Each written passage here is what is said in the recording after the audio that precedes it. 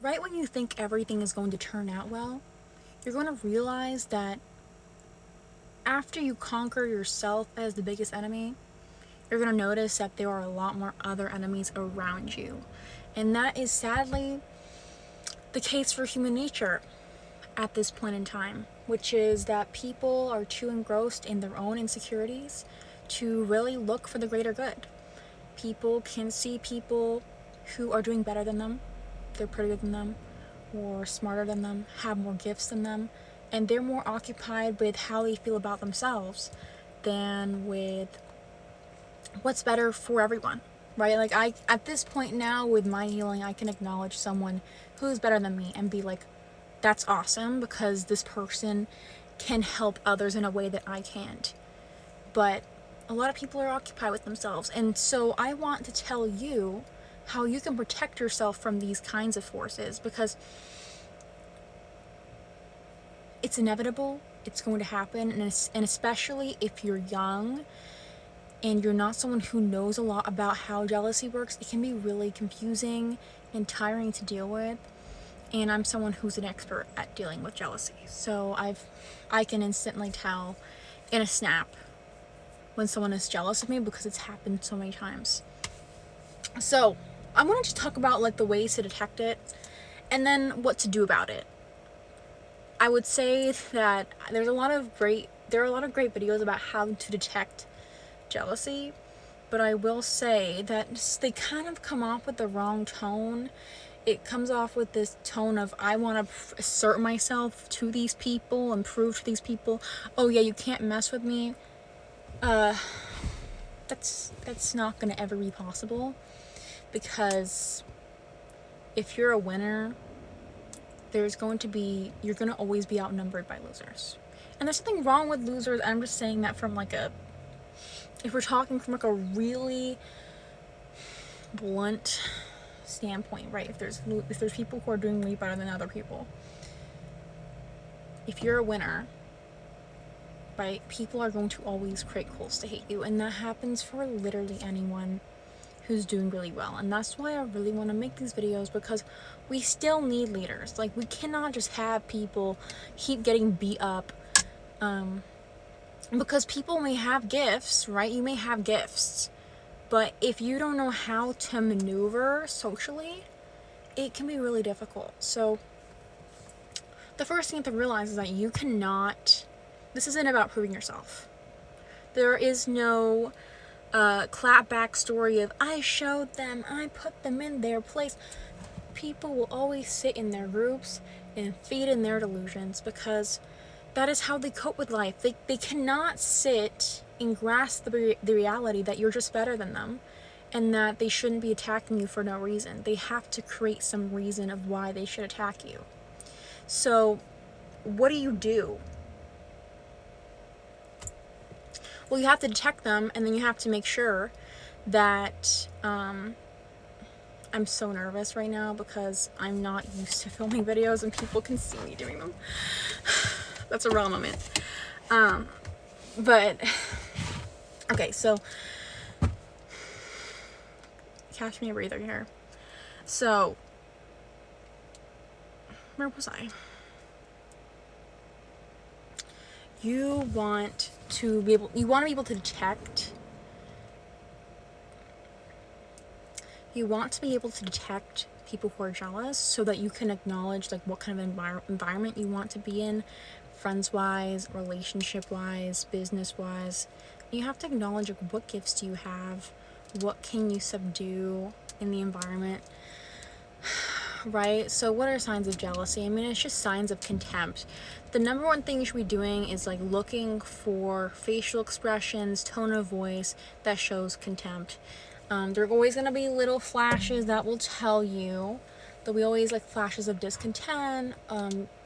People can't fake it, okay? So everyone's an open book. If you're a piece of trash, anyone who's socially skilled can usually tell if they pay attention to you long before you do something, right? So all I like to do is just focus on the body language that they are doing. Another thing is, you have to focus on the little things and the little cracks, not the grand gestures. Don't wait for them to blow up on you. Another thing is you have to also be realistic in comparing yourself to other people. So if you're really insecure or you're really overconfident, or for whatever reason you have some attachment to how you perceive yourself, you need to put that down for a second and just look at yourself objectively. Are you more attractive than this person or this group? Or are you smarter and is it visible? Are you more confident? Do you like yourself? Do you come from a better background? I mean, there's so many things that could make someone be really jealous of you. And these physical traits are usually warning signs. So, another sign, fan behavior. This is kind of like the opposite of contempt. But I think you'll always see a little flash. There's contempt in not just being fake.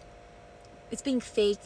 Like, you can notice there's this tension in their face, there's tension in their body language, and you can tell that there's something up. We all have a little bit of a mask in public. Sometimes people are nervous, but you can tell when there's more than average. And especially if you're not used to jealous people, it will kind of take a while to understand, and you're probably going to fail at first. So, what do you practically do if you find jealous people? What do you do? First of all, you have to realize you can't do anything besides leave, okay? You cannot control what people say, what people do. Yes, it sucks, okay? It's very irritating for me to think that every single time I'm in a group with women, I have to be on guard. I have to think, is this woman gonna attack me? I have to socially analyze her and think, is she a good person? Because otherwise I'm going to have to just leave the group entirely, have to focus on male friends, and then that's a whole other thing, because now I have to deal with guys who potentially like me. So, there's so many variables that are playing out. And yeah, it's super unfair, but you're winning. So, focus on the winning, right?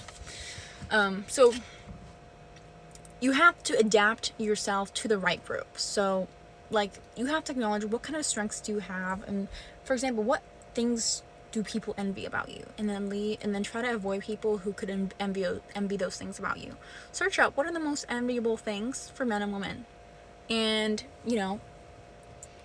if you considerably beat someone or people in the group with those factors, you're going to probably get excluded. You have to hit the mediocre. You have to kind of blend in and be in the middle. So you have to leave long before stuff happens, because it will contribute to emotional abuse and trauma. You're going to start not trusting people. You're going to start hating people. And it's just such a waste of your emotional energy. And another thing is you have to really milk out your gifts. So, for me, being pretty, right? Daily life, there is obviously advantages in the superficial realm. People, obviously guys would want to date me. I get more attention. It's helpful business-wise, I'd say. I think people think I'm more trustworthy. I am trustworthy, but I do feel the impression that people have a better impression of me, because I remember what it felt like to be a little kid, and people thought I was pretty, but I never felt this inherent people liking me off the bat. But then there is also the downside, is it's harder for me to maintain longer relationships in groups. I will get kicked out in groups in 2 months max. Especially if it's mixed group, if there's other women involved, I'm not gonna last. There's no way.